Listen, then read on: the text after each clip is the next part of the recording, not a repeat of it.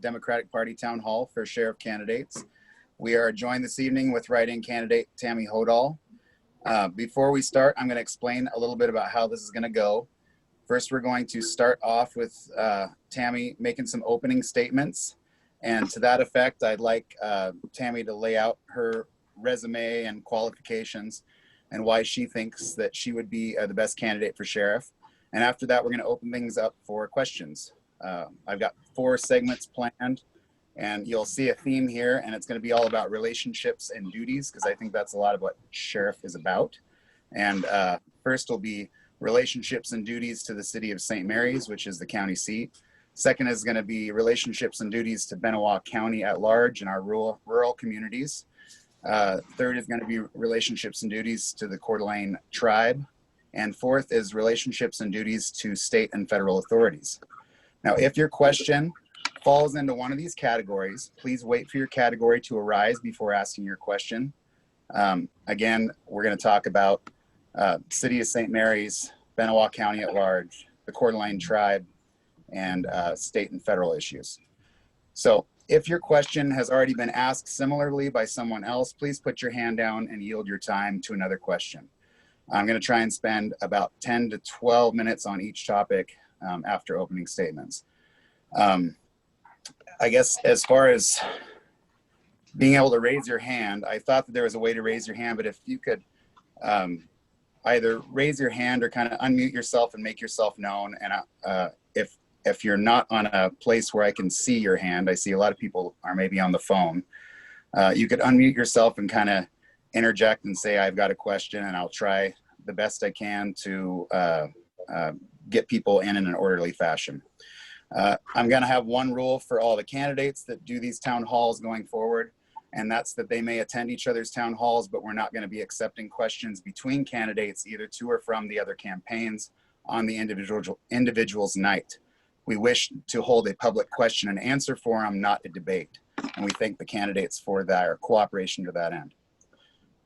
We ask that all attendees be respectful. When you ask a question, then please mute your mic when you're done so that the candidates can have uninterrupted time to talk. I appreciate that. Is there any questions before we start? Okay, then I think I'm just going to pass it off, and please welcome Ms. Tami Holdahl, Sheriff's candidate for Benoit County. Tell us where you're from, Tami, and highlight your resume for us, please, and what makes you qualified to be Benoit County Sheriff. All right. Well, first of all, thank you very much, Jimmy, for setting this up, and to the Democratic Party for opening this up to anybody and everybody that can get on here and watch. I'm actually very excited to be on here. It's the very first time I've ever been on a Zoom call, so it's quite interesting for me. So about me, I have lived in St. Mary's my entire lifetime. I was raised here. I was born actually in Moscow, but my parents had moved to St. Mary's, but my mom was doctoring in Moscow, so I was basically not born here, but have been raised here my entire life. So I've been highly involved in the community for probably my entire lifetime here, from coaching sports to volunteering on the ambulance for 16 years to just being in 4 years on city council and 4 years as mayor. So just coached every sport there was to coach with my kids, was involved in bringing back the Easter egg hunt.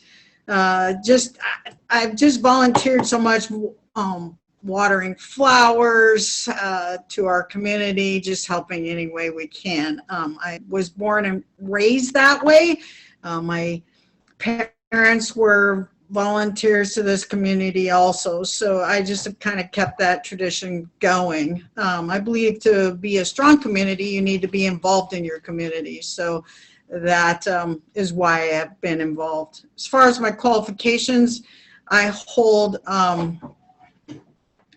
8 certifications through Idaho Post Academy, my highest being the supervisor certificate If anybody's seen my qualifications sheet, you'll know that I have quite a bit of certifications.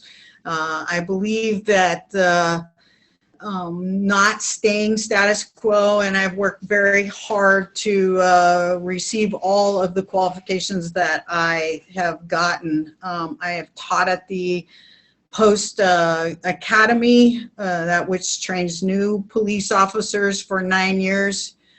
It wasn't until I had worked in Washington and then took the chief's job in Pinehurst that it became very difficult to teach at the academy. So I've retired from that, but I'm still qualified to teach, I think, 13 different subjects.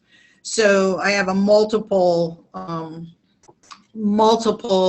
things that I can teach. I also, you know, for me, being an instructor at the academy was really good because I could teach young officers like what I feel are important aspects to policing and what I feel are the key to policing and to doing it well. So with that, I've done several thousands of drug cases. I've had murder cases, lots of child abuse cases, domestic violence cases. I mean, I've done tons. So, but my supervisory roles, like I said earlier, being mayor, being on the council, being a sergeant, and now being the chief of police in Pinehurst, I certainly have had supervision opportunities and am doing it currently. So I feel I'd be the best candidate for sheriff is because I am most qualified, one, and two, I do have 21 years of that experience, continual 21 years of that experience. My experience in other departments have given me the opportunity to see that things can be ran different ways, that it doesn't have to be ran in a box. Like there are other ways to do things and do them well. It's a good way to bring other ideas from other areas that have the same problems we do and make them work better for our area. So I really believe that that's an important thing, that we can not reinvent the wheel, but we can take what other agencies have done and implement them into our county to make it better for the people. Tami, if you don't mind me jumping in here so we can move along, can you just real quickly enumerate some of the police forces that you've worked with? I worked I actually was hired by, I was a reserve level 1 officer for Benoit County in 1999. I was hired full-time for Benoit County in 2000. I worked for Benoit County from 2000 till the end of 2002, and then I went to the Coeur d'Alene Tribe, where I worked there for 12 years. And then I worked for the Kalispell Tribe for almost 4 years, and now I'm currently in the city of Pinehurst right at 2 years, chief of police. All right, thank you, Tami. I think we're going to move on to our first segment, and I'm going to open it up for questions from the general public here. And the topic is going to be relationships and duties to the city of St. Mary's, which is the county seat. I don't know if some of you are aware or not, but the Sheriff's Department for Benoit County is deputized for the policing of the city of St. Mary's, which is where their offices are at. So any questions out there?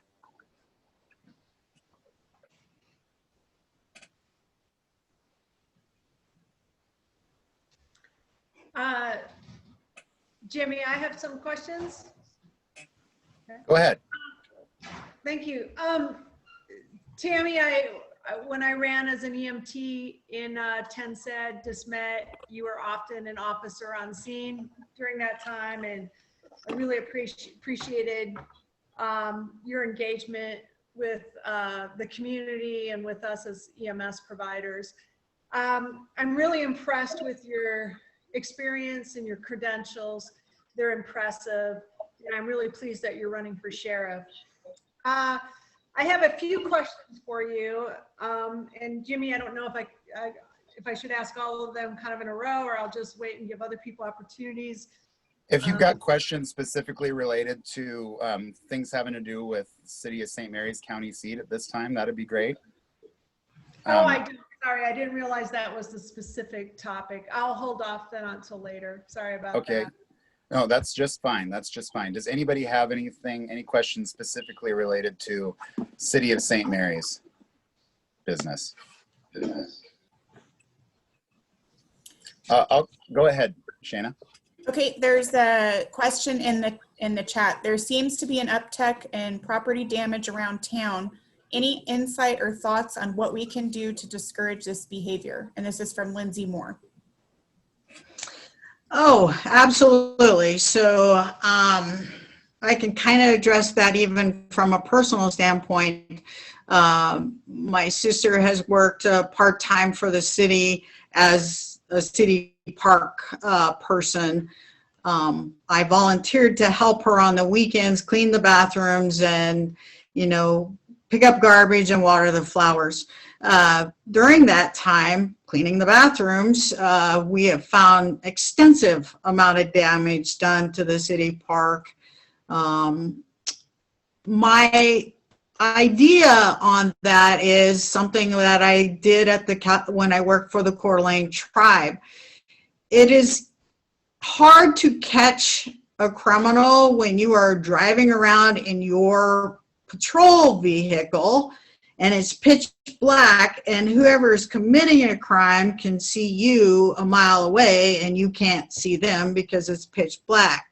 My idea is if we have this damage keep occurring over and over and over and over, and it's all in the same area in downtown, in the city park, then the element of surprise is how we catch these people. That means that we have to get out of our vehicle, park somewhere that cannot be seen, and walk into the park in the dead of night and catch these people. And once we do, then we do something about that. So it would deter people once they start seeing that there's not a normal time that we come down there, that it could be at any time that we walk into the park unbeknownst to them, that it would deter activity down in the park. I really believe that, that is a key to a lot of things. So get out of our car, walk down there, and make sure when the park is closed, when the park closes at 10 o'clock, walk through the park, walk through it at 11, walk through it at 2. You have to go to where the areas are that we know are having vandalism. So that's my way of curbing that. Hopefully, you catch them and you let them know, then you do a good report, and we hope the court system will follow through. Tami, I'm going to jump in for chat here real quick. She says, I really appreciate that insight. Do you see any needs of the department that you'd need to address as sheriff to help facilitate those park walks? And thanks for taking my questions by chat. My 8-month-old is practicing her pterodactyl sounds. Oh, how cute. Pterodactyl sounds are always good. So that's healthy 8-month-old. So help to facilitate that. Our department is small. And so I think that for me as sheriff, it would be best suited that when I know that something like this is going on, then we make a plan of attack for that. Like within the sheriff's office, within the deputies, within that, there is got to be a plan that you have got to implement, because if you don't do anything, then look what we have, it continues. So mine would be make a plan. Now, there was plenty of times when I was a sergeant at the Coeur d'Alene tribe that I would walk around alone by myself, through several places that we had. Is that ideal? No, it's not, because of course the utmost importance is the safety of my officers. I want them to go home at night. So, but, again, implementing a plan and making sure, like, if we have 2 deputies on or 3 on, that we can go through with that plan. So, I'm going to jump in real quick, if you don't mind. No, sure. So we can keep moving along here. I just want to ask, to kind of end this segment, I'm going to kind of ask a kind of final question on kind of on this same related topic before we move into the second segment. So do you feel that Benoit County Sheriff's Department being deputized to handle an enforcement for the city of St. Mary's takes away from the resources that the department has to use elsewhere? And what would you do differently or the same? Would you do anything differently or the same when it comes to that? So, of course, the city has paid for, or is under contract, I guess I should say, for an officer. So, excuse me. With that, though, I think that the thing is, honestly, the city of St. Mary's is within the boundaries of the county of Benoit, okay? We're all people. We're all citizens of the county of Benoit, right? The sheriff's office covers the county of Benoit. That is my plan, the county of Benoit. The very first thing, though, that I need to do is I need to find out exactly what the city expects or wants. That I don't think that there is anything wrong with going to the table with an open mind, both sides, an open mind, having the city say, this is what we expect, or this is what we would like, and having me be able to reply, well, this is what we can do, because I also have the rest of the county to also cover. Saying that, I have made, plans, or I've actually thought about that quite a bit. And again, given proper resources, adequate resources, i.e. meaning enough deputies, a rotation system where they are rotating through St. Mary's, Fernwood, Santa Emida, across on Sanders into Tensed, DeSmit, down that area, take in Plummer, we can go to Benoit, and then we're back in St. Mary's. So if we do this rotation thing, you're getting coverage. What I ultimately would love to do is be able to get a satellite office, and I just say satellite office because I don't know what else to call it, but because it's not the sheriff's office, but a satellite, and I've actually checked into one in Tensed, where we could maybe have a computer and have a place to have a bathroom, and an officer be there for a period of time, so that they're in that area for so long, and then they would switch. So you're going to have, time where they're switching, that they're not going to be in that city, but they are in our county and headed one way or the other. Now, saying that, if we have a major incident going on in Fernwood, or if we have a major incident going on in the Benoit or wherever, yes, it is going to take away from those areas. But given that, I can justify why those officers were all in the Benoit or all in Fernwood, given the situation that's going on. So I have thought about those plans. I'd like to find a place in Fernwood for the same thing, so we can have an officer and have a vehicle there for a certain amount of time, each shift, whatever that might be. So those are my plans. I think this is a perfect way to segue into questions about relationships and duties to Benoit County at large and our rural communities. So if we have any questions related now to rural community issues, why don't you go ahead and put those up now? Thanks. So Jimmy and Tammy, I think this might be a good time for me to ask my questions. So Tammy, you have experience working for the tribal police, as well as all your other experience. What is your plan in terms of continuing that relationship? I know on the west side of the county, oftentimes tribal police can respond quickly and serve our needs as well as the sheriff's department. So what is your general plan for that relationship? Great question. Thank you. So my plan is I feel like I have a really good working relationship with the tribe, one that I really want to keep that good working relationship with the tribe, because I truly feel the tribal police officers go to the exact same academy. They go through the exact same thing that anybody else does. They are a police officer, or if you, for lack of a better word, a deputy in this case, just like everybody else. They are no different.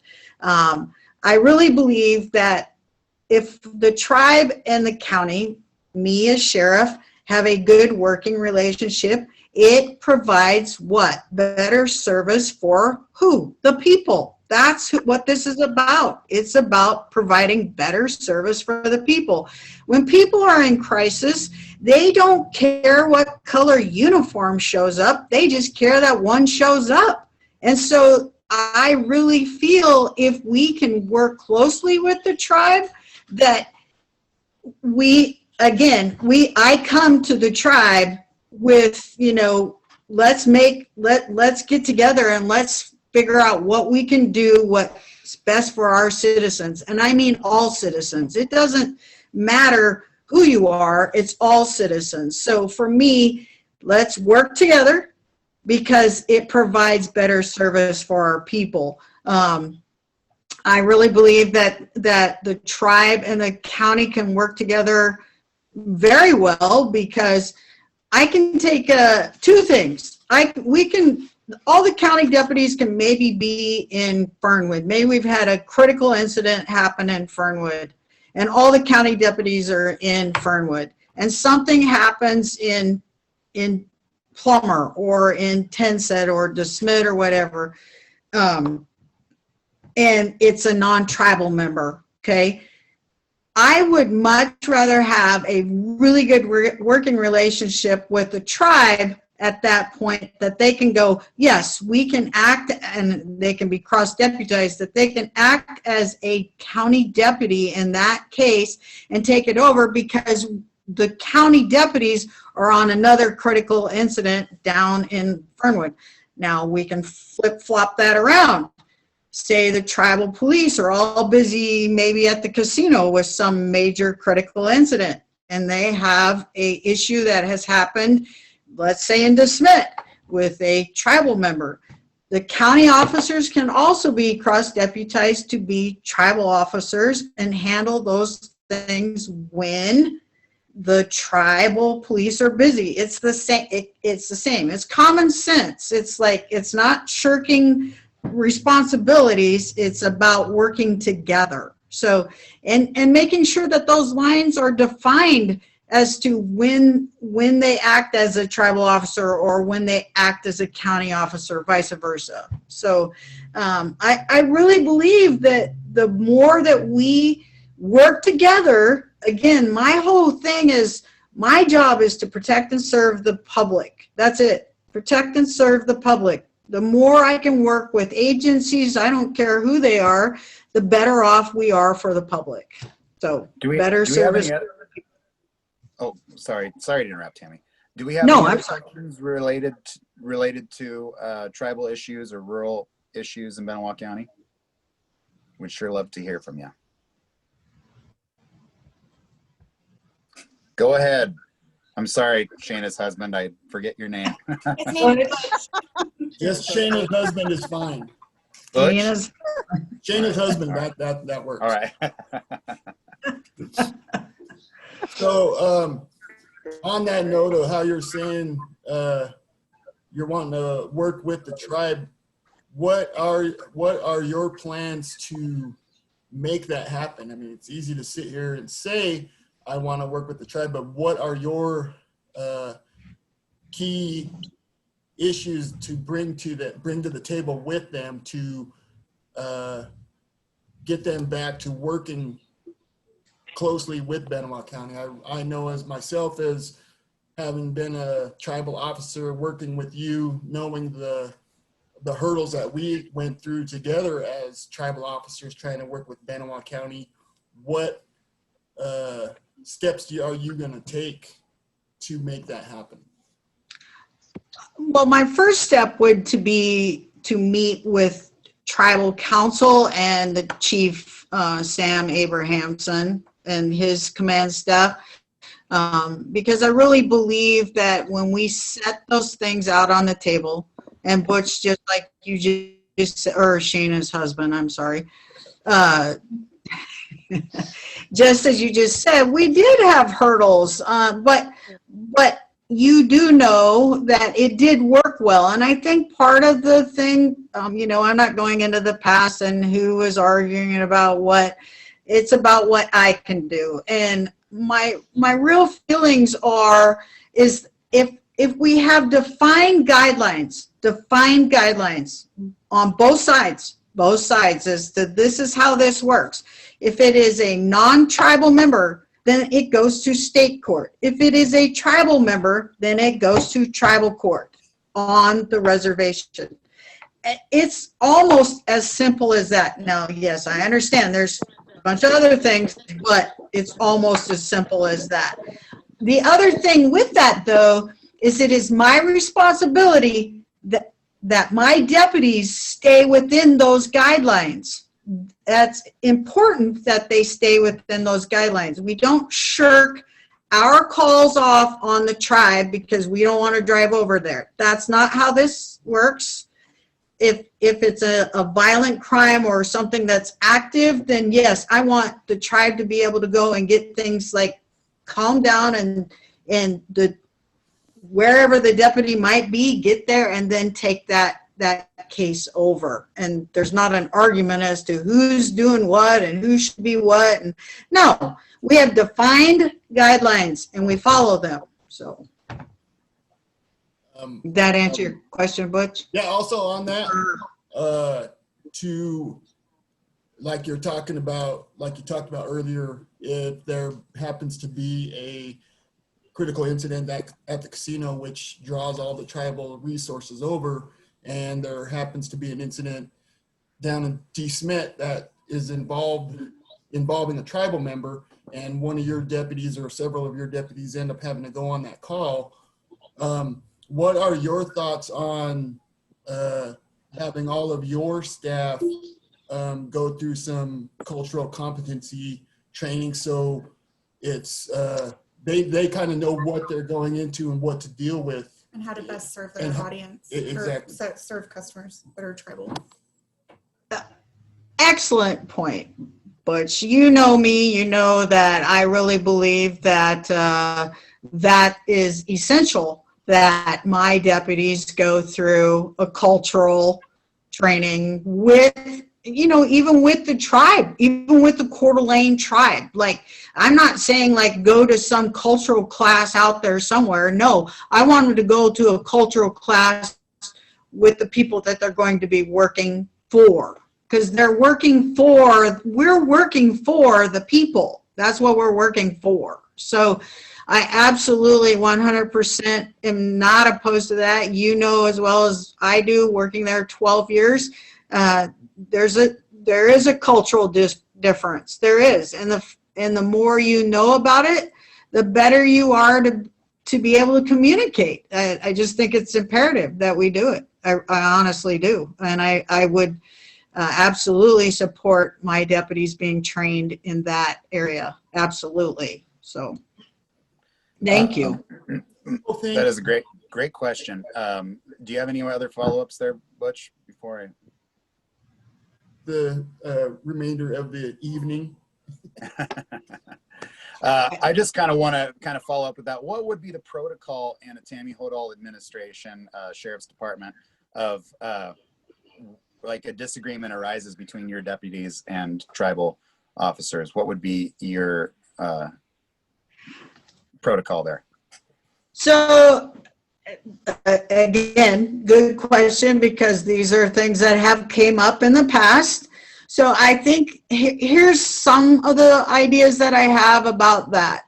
The more that we train together, the less conflict we have. I really believe that, because if I don't know another deputy or an officer, a tribal police officer, it's easy to not like somebody or don't like what somebody does. I mean, that's something that happens. But if we train together, because I can honestly tell you, we used to train together. We used to do school clearings together. We used to do a lot of things together. We became very close friends. Well, when you are close with the people that you work with, there's less conflict about who's supposed to do this or who's supposed to do that. But let's back up. If we do have that conflict, then I better be getting a phone call, because I'll solve that conflict real quick. Like, I'll find out what the incident is, what we're doing, why are we in such a conflict? Because honestly, our job is to go and protect and serve the public, do what we're supposed to do for the public. I can't say that enough. It's not about who's bigger, it's about service to the people. So since we've kind of mashed up both kind of local issues and tribal issues together, and that's just great. Does anybody else have any questions about kind of rural issues and tribal issues out there? Yes, I've got one. Go ahead there. I see Brian Cravens. Yep, yes, sir. Tami, I'm a local resident here, and I've been interested in buying some property, and there's been some talk that there's differences between what property rights are within properties owned on the reservation, and I was kind of wondering what your stance is on that. As a person that wants to buy property, what is your stance as far as the rights of property owners within the boundaries of the reservation? Well, I believe that anybody has a right to buy property. Like, I don't think that the sheriff, I do not believe, really has any say-so on who can buy property or who cannot. Of course, if you're I own property on the reservation. My home is on the reservation. So, I know a lot of people that have their homes on the reservation. I'm sorry, I guess I wasn't real clear. Trespassing rights, as far as the property, the property owner is a private property owner. What's your stance on the trespassing laws? Well, if it's your property and it's posted no trespassing, then the trespassing protocol goes right along like it does for anybody else. Even for tribal members, like if it's a tribal person, because I understand within the boundaries of the reservation, they have the right to hunt and gather, and there's been some differences of opinion on who's responsible for that. Are they held accountable for trespassing, or do they have the right to go onto your property and hunt and gather? Well, one, I have to make absolute sure of the rules about that.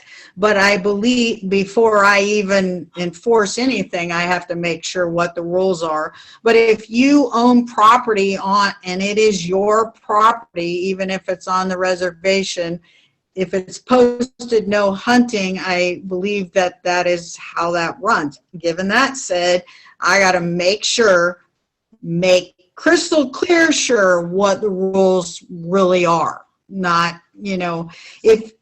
if it's your property and it's posted no hunting, then it's your property and it's no hunting. But the tribe does have places that they can hunt. It is their reservation. So again, to find out what the absolute law is about that is something I have to do first before I can answer what I would do or what I wouldn't do. So. Thank you so much for answering my question, Tami. You're welcome. Thank you for asking. Good question, Brian. Tami, well, first of all, does anybody else have any questions there about rural Benoit County and tribal issues?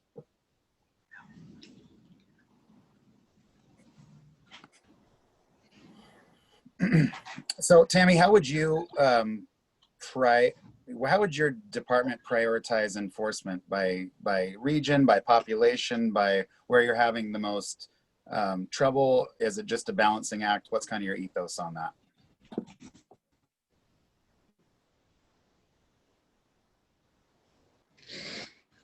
Well, prioritizing calls for violent calls, active violent calls, anything of that nature is absolutely number one. Everything else gets put on the back burner. Violent, anything to do with domestic violence, anything to do with anything that is violent, which is high on the list, is of first priority. Then you would go to something that's active, violent, then active, or active and violent, both at the same time. Then I would say down to non-active crimes would come next, and then to cold cases would come next. Like, say somebody came home after a week being gone and they found out that their garage was broken into. Well, it's not active. So if we're not doing anything, we go to that call. But if we're involved in something else, then that call takes a backseat. So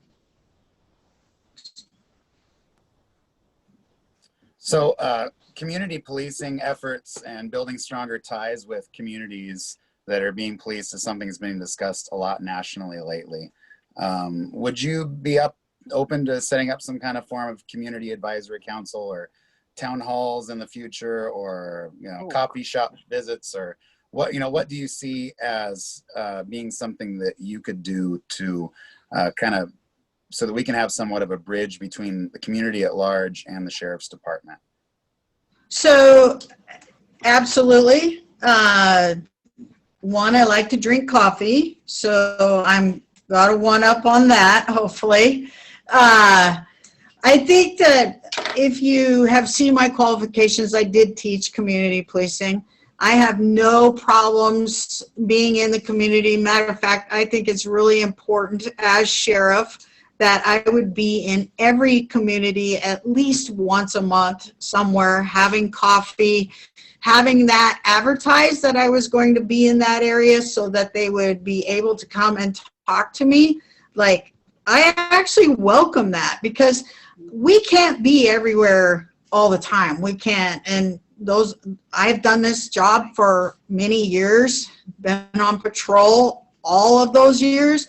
And about the time you leave an area is when something bad happens there. So if I'm available in each area, if I am in Fernwood one day a month, and if I'm in Santa one day a month, or in Maida and Tensett and Palmer and the Benoit and St. Mary's. I can't forget St. Mary's. I mean, they're part of Benoit County too, that you can have coffee with the sheriff, or you can have whatever open forum that I want you to come and be able to communicate with me. I also, with that said, I want you to know that my office door, and I know everybody says that, but my office door truly is open. Like, you know what? I can't tell you how many times I have been called back to the office because someone has come in to see me. I have no problems with that. I have none problems with that. I want people to know that I'm out there. But with that said, I also want you to know that part of my being sheriff is my deputies need to be involved in the community. So examples of that are football game in Plummer, basketball game in Plummer, football game in St. Mary's, volleyball game in St. Mary's, basketball in St. Mary's.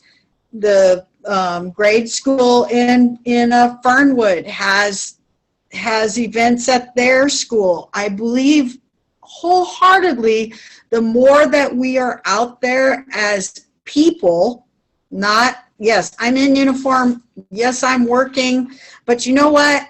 I'm coming out to say hello. Concerts in the park on Friday, the farmers market on Thursdays in Plummer, on Fridays in St. Mary's.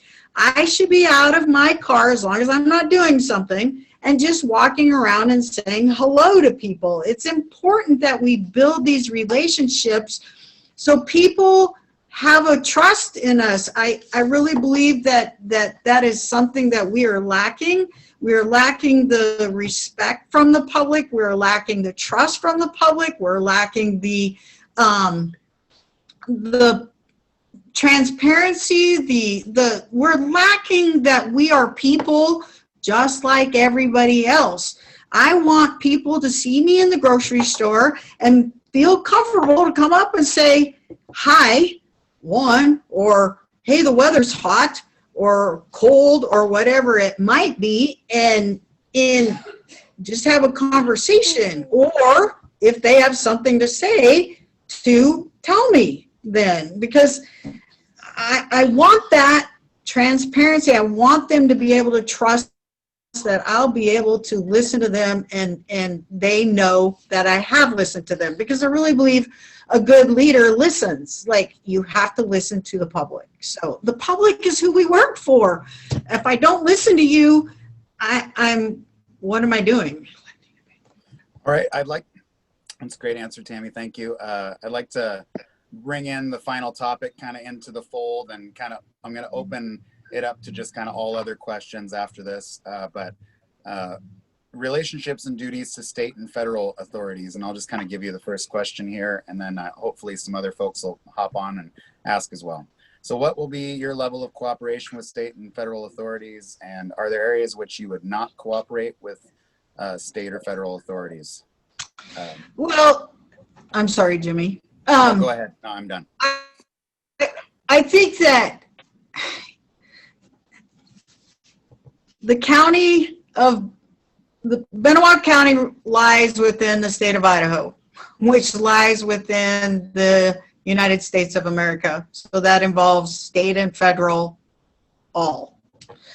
I really believe that, in my experience of working, that I have had very good relationships with all aspects of different agencies, from the feds to the state to probation and parole to everybody. So again, ultimately, when we are all working on the same page for the same cause, which is to protect and serve the public, we should not have problems. I don't want somebody sneaking into I won't allow someone sneaking into my county behind my back without me knowing, trying to do something. Because quite frankly, I don't want Ruby Ridge in my county. I don't want that. So that's not how I want to operate. That's not how I will operate.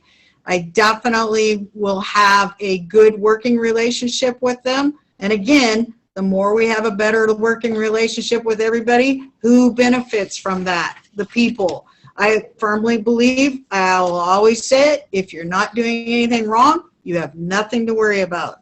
Nothing. So we have a job to do, and we'll do our job. That's it. And I'll expect nothing less than that we're going to do our job and do it to the very best of our ability. So with that said, yes, we have a lot of training issues, and we have a lot of things that we need to address. I need to address. So, but I can do those things. I just gotta get there. Is there any other questions out there? Any questions at all for Tami Holdahl before we end tonight's meeting? I don't have a question, but I'd love to make a comment. Go ahead. So Tami, I just got to tell you, I really, really appreciate that you're putting so much effort into running for sheriff and making Benoit County better. Thank you, thank you, thank you. Thank you, Kathy. Kathy. Not an easy thing to do. No, it's not. But I am working very hard at it because my heart is in it. I know that I lost the primary, but losing the primary, only half the people could vote for me. And I really felt like being a write-in, all people can vote for me. That way it is a fair account from all people. So I think that that's a good thing, you know. Being a write-in is a little bit harder, but I don't have, I believe in the people. I actually believe in the people that they can write my name in and check that box just like they can just check a box. So I really would want people, if they have questions, to please message me on Facebook or get a hold of me somehow. See me on the street. I don't know. Ask me wherever you can ask me. Leave me a message at Pinehurst City Hall. I'll get that message. So I'm open for communication. I'm open for suggestions. I don't believe that we have to keep things status quo. I think we can change and change with the time for the better. And again, I can tell you, the more we work together, the better we are collectively as a whole. So Tami, I'm going to jump in and ask a question from chat here real quick. And it's about, Sure. It's related to the topic that Brian Cravens brought up earlier. It said, regarding trespassing, the tribe would handle that issue or the county. Would you be doing the trainings since you have all the certifications and knowledge? That was. So the things that I can do, the things that, I'm sorry, Jimmy, keep talking over you, sorry. The things that I am qualified to train on, I definitely will do the training. I definitely am certified to do it. I've done it 9 years. I did it. So I definitely would do training. That'll help with our budget. As far as the trespassing on the reservation, on tribal land, depending on, again, if they are truly trespassing and they are a tribal member, then again, we have defined outlines as to what we follow, and that is how it's handled. If it's handled through the tribe, then the tribe handles it. If it's supposed to be handled through county, then we handle it. We have to stop making things hard and start making things more simple. So, and I don't mean that simple as in like, you don't have laws or rules. I mean, it's as simple as basically almost black and white. This is your job, do it. This is your job, do it. So that's how I feel about that. Do we have any other questions out there this evening before we call it a night, folks? Yeah, I have an additional question. It shifts gears a little bit. And I don't keep close track of this. This is kind of based on rumor, but the county jail is rather antiquated and in bad shape from what I've heard. And I believe you're in charge of the jail in your position. So what are your thoughts about the county jail and managing that, or any plans for what might be done to improve the condition? Thank you. So you're correct. The county jail is in dire straits. You know, I believe it was a 1900 submarine jail. I mean, it's crazy to kind of figure out where that came from, but certainly, so there's a couple things. One, I can't promise anything about a new jail, and I can't, because that's taxpayer dollars and that's your vote as far as a new jail.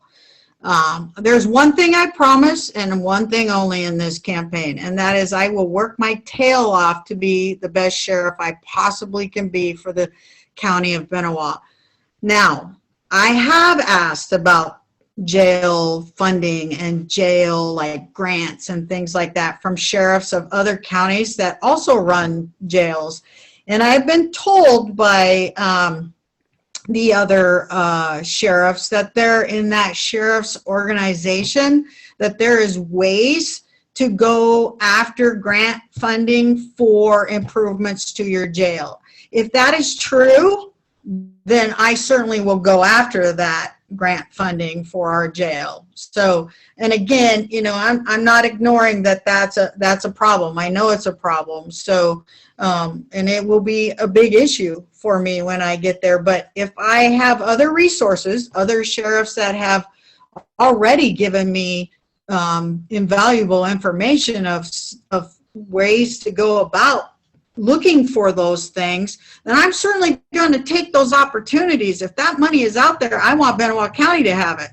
That's how I look at it.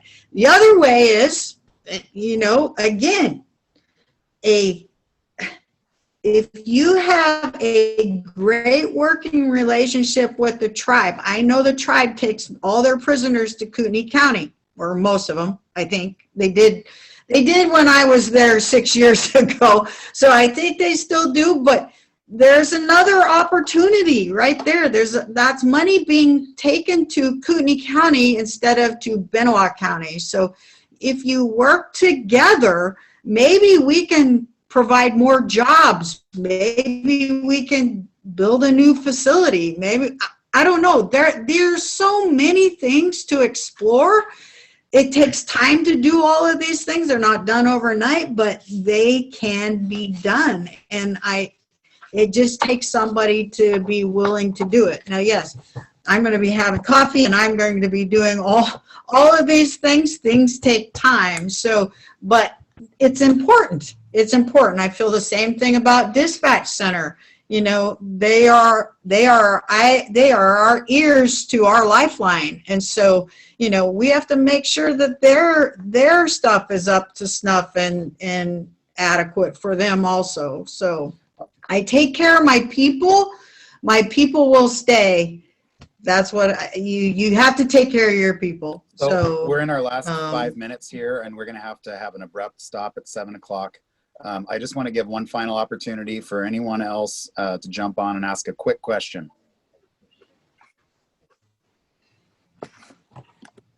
All right, if we don't have any more questions, I just want to thank you all so much for attending. We really appreciate everybody showing up tonight. And thank you very much, Tami, for sitting and answering our questions. Thank you all for attending and asking such good questions. And thank you all. Have a great night. can I say one more thing, Jimmy? Sure you can. Sure you can. One more thing. I got a couple of seconds. I just wanted to. Great job. I just wanted to address the just one thing. First of all, thank you again. So not just one thing. I can never just say one thing. I say lots of things. So I do want to thank you very much. I know this is the pilot thing of this, and I'm very grateful to be able to do it. But probably none of you know that. So I'll try to get through this. I'm a big, and I hear a lot about our veterans, and I am a big supporter of our veterans. My father is a veteran, or was a veteran. My father passed away yesterday, and I want you to know just how much I appreciate his sacrifice for my freedom. And I just wanted to honor him by letting you know that Jimmy offered me to not do this tonight because of my father passing yesterday. But I told him, no, my dad would want me to get on here. And I just want to honor him for giving me a good life, for serving his country, and making sure that we all are free. So again, thank you all for attending. I enjoyed your questions. I'm very grateful, really very grateful. So thank you, all of you, very much. And thank you so much, Tami. And thank you all for attending. God bless you all and have a great night. You too. Thank you, You Tami. too. Thanks tons, Tami. And have a great night.